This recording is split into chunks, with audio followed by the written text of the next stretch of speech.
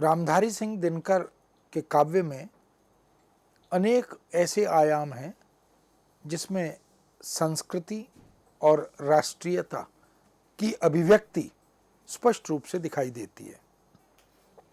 हिंदी साहित्य की एक परंपरा वीरों और राष्ट्र प्रहरियों की बिरुदावली लिखने की रही है। दिनकर ने भी वीर रस और वीरता के नाद में अपना स्वर मिला दिया है। छायावादोत्तर हिंदी कविता में दिनकर इस वीर काव्य परंपरा के सशक्त हस्ताक्षर बनकर हमारे समक्ष उपस्थित होते हैं। आधुनिक युग में यों भारतेंदु हरिश्चंद्र, मैथिली शरण गुप्त, राम नरेश त्रिपाठी, श्याम नारायण पांडे, सुभद्रा कुमारी चौहान, माखन लाल चतुर्वेदी, बाल कृष्ण शर्मा नवीन, ऐसे अनेक कवि, ऐसे अनेक रचनाकार हैं जिन्होंने राष्ट्रीय चेतना के स्वर को पूरे उद्वेग के साथ उद्घोषित किया है। महाकवि जयशंकर प्रसाद, महादेवी वर्मा, निराला, अनेक ऐसे कवि भी हैं जो राष्ट्रीय चेतना का स्वर मुखर करते हुए आगे बढ़ते हैं। प्रसाद तो लिखते ही हैं, हिमाद्रि तुंग श्रृंग से प्रबुद्ध शुद्ध भारती, स्वयं प्रभा समुज्ज्वला स्वतंत्रता पुकारती। किंतु जिस शैली में, जिस अंदाज में और जिस हुंकार में दिनकर का वीर काव्य हमें मिलता है, वह इस बात का प्रमाण है कि दिनकर ओज और उत्साह से भरे हुए, मर्दानगी से परिपूर्ण कविता करने वाले राष्ट्रवादी कवि हैं। पौरुष इनकी कविता का आभूषण है। साहस, धैर्य, त्याग और तप, ये गुण उनके आलंबन और आश्रय के आभूषण बनते हैं। कुरुक्षेत्र का भीष्म औचित्य की प्रतिष्ठा के लिए समर्पित है और युधिष्ठिर धर्मपरायणता के लिए अर्पित है। दिनकर अपने समग्र काव्य से परिनिष्ठ दिखाई देते हैं, न कि स्वनिष्ठ दिखाई देते हैं। समष्टि का हित दिनकर के सामने महत्वपूर्ण है। व्यक्तिगत हित का त्याग वो करना चाहते हैं। दिनकर की मान्यता है कि अन्याय और अधर्म को समाप्त करने के लिए, अनाचार और अत्याचार को मिटाने के लिए युद्ध की विभीषिका का वर्ण अनिवार्य है। भले ही यह युद्ध विभीषिका पाप हो, किंतु लोकहित के निमित्त यह पाप भी अनिवार्य है। स्वजाति, राष्ट्रीय अस्मिता, जातीय गौरव और स्वाभिमान की रक्षा के लिए प्रतिशोध भी बुरा नहीं होता।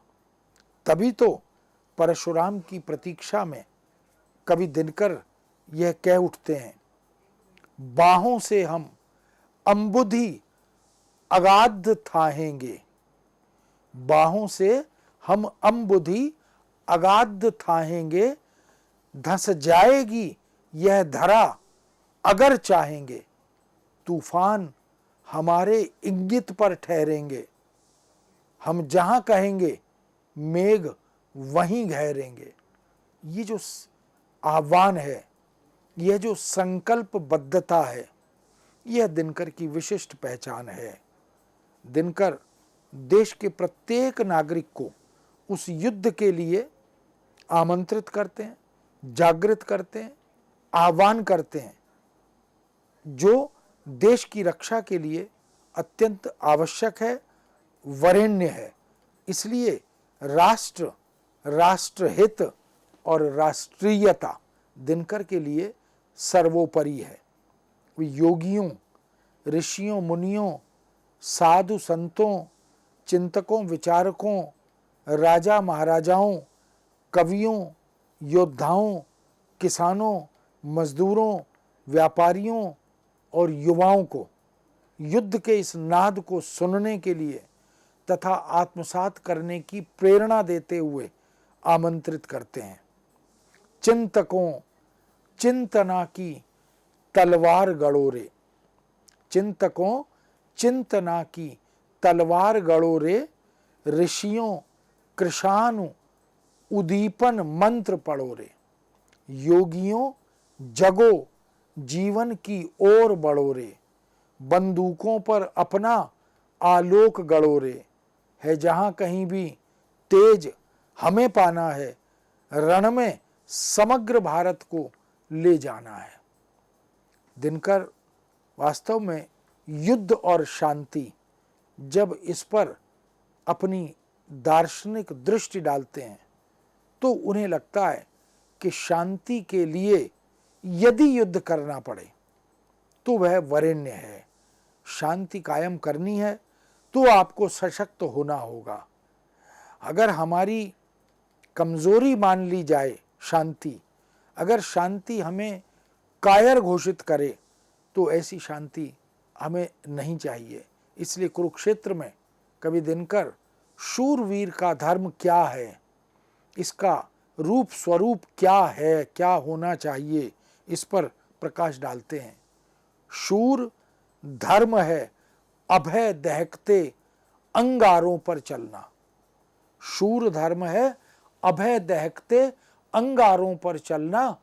शूर धर्म है शोणित अस्थिर धरकर चरण मचलना। शूर धर्म कहते हैं छाती तान तीर खाने को। धर्म कहते हंसकर हलाहल पी जाने को।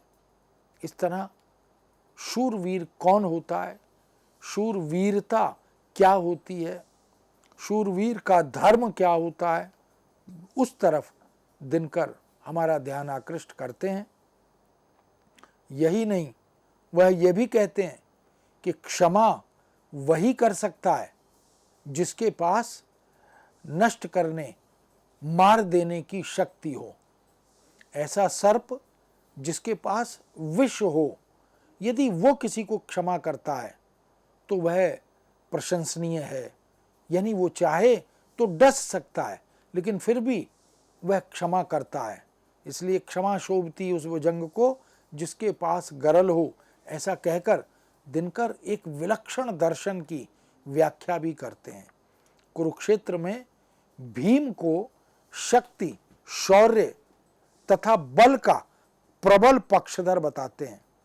दिनकर स्पष्ट कहते हैं कि शक्ति के सामने ही सब नतमस्तक होते हैं। नतमस्तक करने की यह क्रिया और प्रक्रिया शांति की स्थापना के लिए अत्यंत आवश्यक है। दंतहीन, विषहीन, सरल सर्प, इससे कोई डरता नहीं है, अपितु उसे प्रताड़ित और दंडित ही करते हैं। अतः दिनकर का यह स्पष्ट मानना है कि सच पूछो तो शर्मे ही बसती है दीप्ति विनय की। सच पूछो तो शर्मे ही बसती है दीप्ति विनय की। संधि वचन संपूज्य उसी का जिसमें शक्ति विजय की। सहनशीलता, क्षमा, दया को तभी पूजता जग है। सहनशीलता, क्षमा, दया को तभी पूजता जग है। बल का दर्प चमकता उसके पीछे जब जगमग है। जहां नहीं सामर्थ्य शोध की, क्षमा वहां निष्फल है। वास्तव में दिनकर की यह धारणा, यह मान्यता विलक्षण है और एक अद्भुत दर्शन हमारे सामने वो प्रस्तुत करते हैं। वो कहते हैं कि सहनशील होना, क्षमाशील होना, दयावान होना, इसकी कब प्रशंसा की जाती है? जब उसके पीछे बल का दर्प होता है। यदि बल का दर्प न हो तो सहनशीलता और क्षमा को कायरता मान लिया जाता है। दिनकर को कविता की दृष्टि से यदि हम देखें तो ओज और उत्साह से भरे आत्मविश्वास की कविता के सृजक के रूप में वो हमारे सामने बार बार उपस्थित होते हैं। तभी तो वह कहते भी हैं, हम देंगे तुमको विजय, हमें तुम बल दो। हम देंगे तुमको विजय, हमें तुम बल दो। दो शस्त्र और अपना संकल्प अटल दो। हों खड़े लोग कटिबद्ध वहां, यदि घर में है कौन हमें जीते जो यहां समर में। कौन है जो युद्ध के मैदान में हमें जीत सके। यदि हम कटिबद्ध हों, यदि हम विजय का संकल्प ले लें, यदि हम बलशाली हों, यदि हम मिलकर इस राष्ट्रीय संकल्प को पूरा करें, तो कौन है जो हमारे सामने खड़ा हो सकता है। कर्ण अपनी शक्ति पर गर्व करते हुए, उत्साह वृद्धि करते हुए और स्पष्ट रूप से अभिव्यक्त करते हुए यह कहते हैं, शूरवीर एक ही बार मरते हैं, वो बार बार नहीं मरते। जातीय गर्व पर क्रूर प्रहार हुआ है। जातीय गर्व पर क्रूर प्रहार हुआ है। मां के किरीट पर ही यह वार हुआ है। अब जो सिर पर आ पड़े नहीं डरना है। जन्मे हैं तो दो बार नहीं मरना है। वीर एक ही बार मरता है, इसलिए हम निर्भय होकर, निडर होकर जातीय गर्व की रक्षा के लिए अपने को प्रस्तुत करें।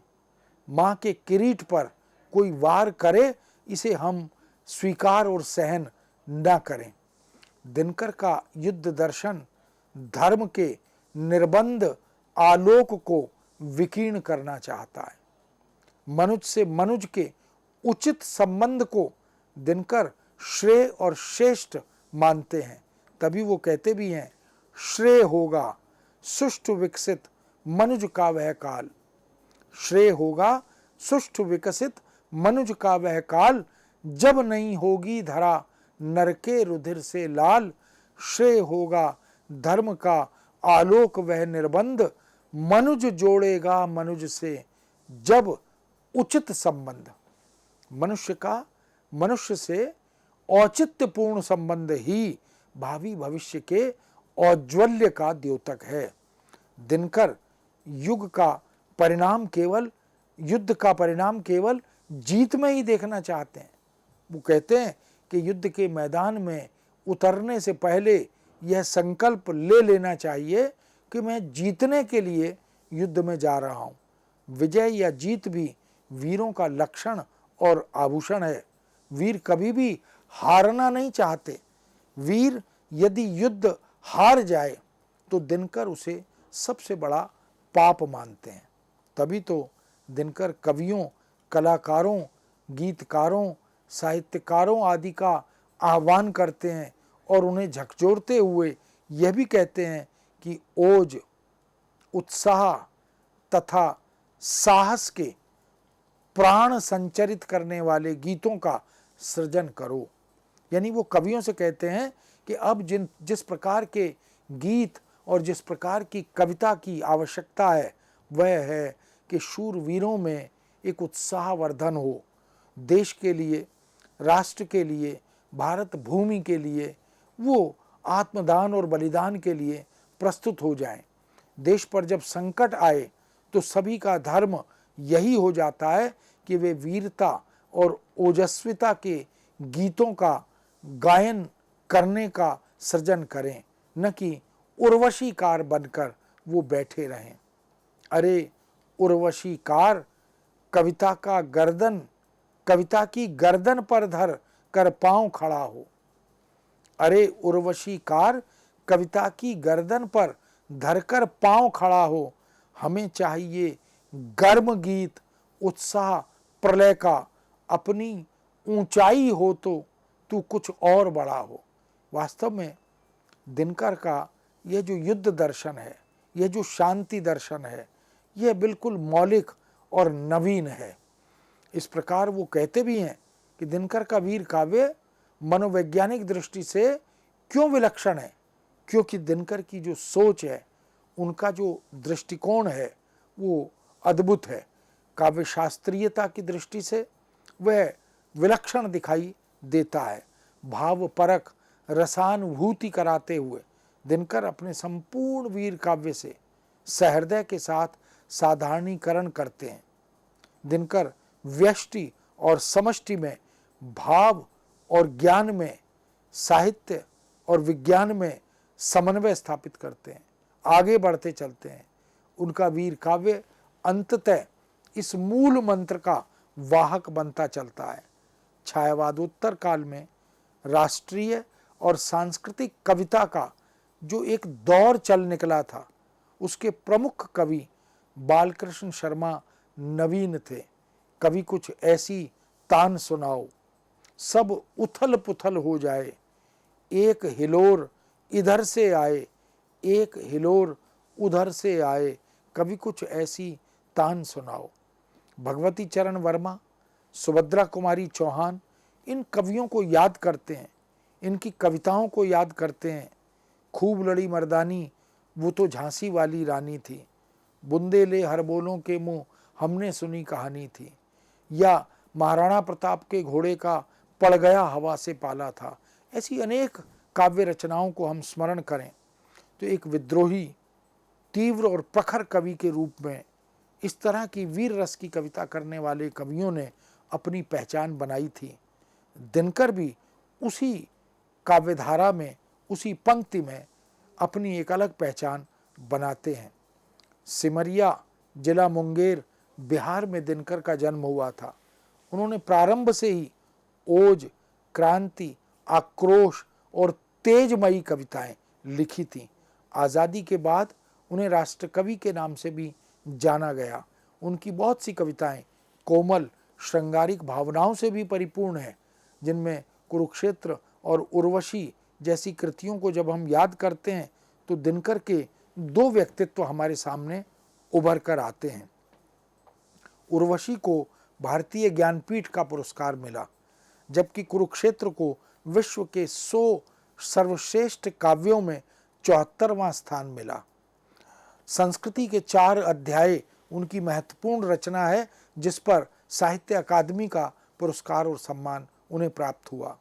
आचार्य हजारी प्रसाद द्विवेदी ने यह कहा भी कि दिनकर जी अहिंदी भाषियों के बीच हिंदी के सभी कवियों में सबसे अधिक लोकप्रिय कवि थे और अपनी मातृभाषा से प्रेम करने वालों के वो प्रतीक थे। नामवर सिंह ने भी यह बात कही है कि दिनकर जी अपने युग के सचमुच सूर्य थे। प्रसिद्ध रचनाकार काशीनाथ सिंह के अनुसार दिनकर जी राष्ट्रवादी और साम्राज्य विरोधी कवि थे। इस तरह दिनकर के सभी काव्य संकलनों का उद्देश्य देखें तो भारत की वस्तु स्थिति को समाज के समक्ष उद्घाटित करना, प्रस्तुत करना ही उनके काव्य ग्रंथों का उद्देश्य रहा है। उन्होंने अपने प्रबंध काव्यों के माध्यम से यह प्रस्तुत भी किया। उनके द्वारा 3 प्रमुख प्रबंध काव्य लिखे गए, रश्मिरथी, कुरुक्षेत्र और उर्वशी। इन तीनों में तत्कालीन समाज की वैचारिक पृष्ठभूमि के साथ साथ समाज के उन तमाम जीवन दर्शनों और थपेड़ों का उद्घाटन भी किया गया है जो अपने युग की नग्न सच्चाई को बयान करते हैं। इस तरह हम देख सकते हैं कि चाहे रश्मिरथी हो, चाहे कुरुक्षेत्र हो, चाहे उर्वशी हो, हुंकार हो, परशुराम की प्रतीक्षा हो, दिनकर ने निश्चित रूप से अपनी विलक्षण काव्य प्रतिभा का परिचय दिया है। दिनकर की भाषा, दिनकर के प्रतीक, दिनकर की भाषा में प्रयुक्त किए गए बिंब, उन सबको देखें या उनके द्वारा किए गए शब्दों के चयन को देखें। दिनकर का खड़ी बोली हिंदी पर अधिकार था। ऐसा लगता है कि जब वो वीर रस की कविता करते हैं तो उसी भाव को व्यक्त करने वाले, व्यंजित करने वाले शब्द उनके सामने अनायास उपस्थित हो जाते हैं। जब वो श्रृंगार की कविता करते हैं तो उसी तरह की कोमल कांत पदावली उनकी कविता में उपस्थित होती चली जाती है।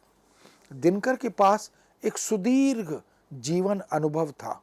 वो राजनीति की समझ भी रखते थे, समाज के मनोविज्ञान के भी वो ज्ञाता थे और उन्होंने अनेक ऐसे संदर्भों को, अनेक ऐसे पुरा कथाओं और पुरा चरित्रों को अपनी कविताओं में, अपनी रचनाओं में पिरोया, जिससे यह भी पता लगा कि उनके पास एक कोमल कवि हृदय भी है और एक संकल्पबद्ध वैचारिकता भी है।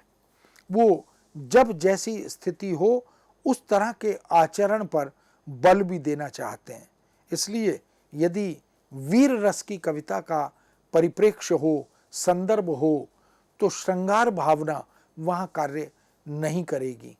इसी कारण दिनकर ने अपनी गद्य रचनाओं में या पद्य रचनाओं में अपनी उस विलक्षण काव्य प्रतिभा के माध्यम से यह बोध कराया कि वास्तव में यह जो देश है, यह जो राष्ट्र है, हम इसके लिए सदा सर्वदा अपना बलिदान करने के लिए प्रस्तुत हैं।